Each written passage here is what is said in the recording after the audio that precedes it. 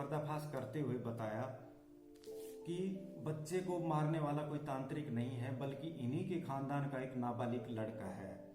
निर्मल उर्फ बाबू नाम का लड़का जिसकी हत्या हुई थी, उसकी मम्मी भी झाड़ फूंक और उसमें देवता आने का बात वो करती है। वो लोगों का इलाज करती है, लोगों की पूजा वगैरह काटती है।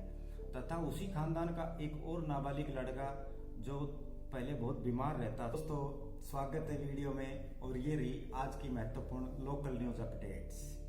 रामगढ़ के मशहूर दीपदास जी महाराज मंदिर के बाबा जी के खिलाफ मंदिर के भक्तगण और आस्था रखने वाले लोगों ने थाने में रिपोर्ट दर्ज कराई है।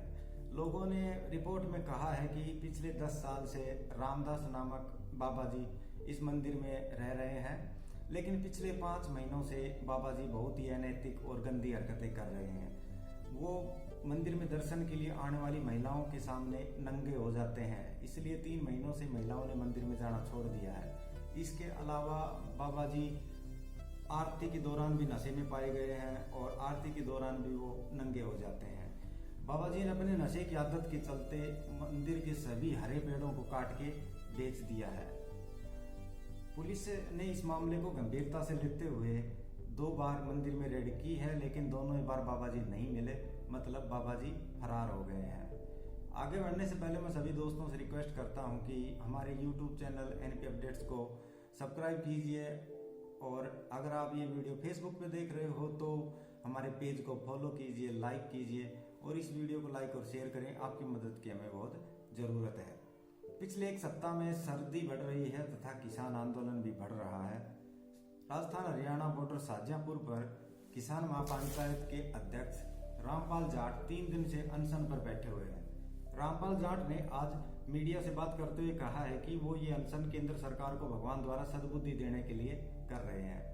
उन्होंने कहा है कि अगर अगली मीटिंग में केंद्र सरकार सकारात्मक रवैया अपनाती है तो इस मामले का हल हो सकता है और किसानों को इस सर्दी में यहाँ बैठने से छूट मिल सकती है। इसके अलावा इस आंदोलन के कारण जो हाईवे पे और आसपास के इलाके में जो ट्रैफिक जाम लगा हुआ है और यात्री परेशान हो रहे हैं, उनको भी अपनी समस्याओं से मुक्ति मिल सकती है। तिजारा के गांव खिदरपुर में पुलिस फायरिंग रेंज और पुलिस लाइन बनाने के आदेश गृह विभाग ने दे दिए हैं। 75 बीघा जमीन पुलिस को आवंटित कर दी गई है। पुलिस अधीक्षक राममूर्ति जोशी ने बताया है कि इस 75 बीघा जमीन पर उच्च गुणवत्ता की पुलिस फायरिंग रेंज और पुलिस लाइन बनाई जाएगी। जोशी जी ने इस मामले में तिजारा विधायक संदीप यादव को धन्यवाद दिया है। उन्होंने कहा कि संदीप यादव ने इस मामले में बहुत कोशिशें करके यहाँ पर फायरिंग रेंज बनवाने में सफलता हासिल की है। मालाखेड़ा के गांव नावली में 3 दिन पहले सरसों के खेत में एक 11 साल के बच्चे का शव मिला था। उस शव के नाक और कान कटे हुए थे, इस कारण से वो मामला नरबली का समझा गया था और ये कहा गया था कि इस बच्चे की धनवान होने के लिए बलि दी गई है। इस कांड से पूरे इलाके में सनसनी फैल गई थी और प्रशासन भी एकदम से सख्ते में आ गया था। पुलिस के ऊपर इस मामले को जल्द से जल्द सुलझाने का बहुत दबाव था, और इस कांड होने के बाद मृतक के परिजनों से मिलने श्रम मंत्री टिक्काराम जूली और बड़े बड़े अधिकारी भी गए थे। पुलिस ने इस दबाव के दौरान इस मामले को सुलझा दिया है और ये मामला बिल्कुल अलग ही निकलकर सामने आया है।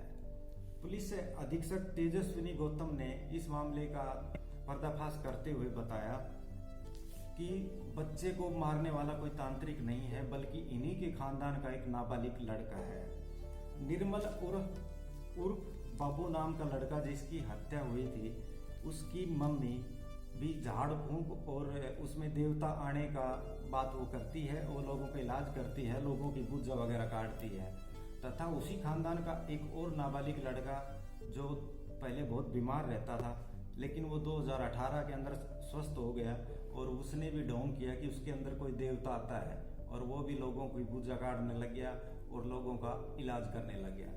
अब चूंकि मृतक की माँ भी वही काम करती थी और ये जो दूसरा नाबालिग लड़का है जिसने मर्डर किया, वो भी यही देवता आने और पूजा काटने, लोगों का इलाज करने, लोगों का भूत प्रेत से बचाव करने का काम करता था।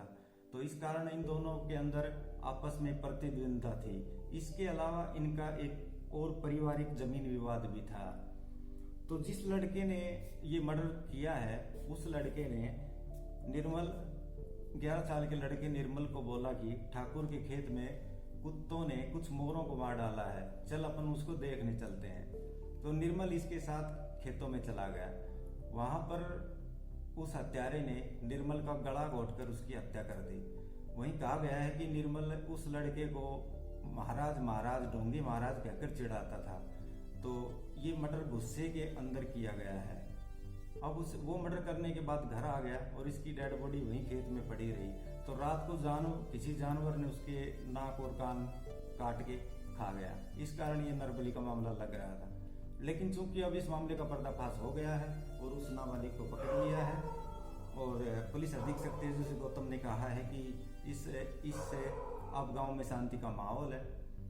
लेकिन हम ये कह सकते हैं नरबली तो नहीं, लेकिन ये मामला भी एक प्रकार से अंधविश्वास के चलते ही घटित हुआ है। किसान संवाद कार्यक्रम में गोविंदगढ़ में आज उद्योग मंत्री प्रसादी लाल मीणा पहुंचे। वहां पर मंत्री साहब का स्वागत स्थानीय गांवों के सरपंचों ने किया। मंत्री साहब ने सभी सरपंचों के साथ किसान बिल के ऊपर तथा और दूसरी कृषि संबंधित समस्याओं के ऊपर वार्तालाप किया और उनकी मांगे सुनी।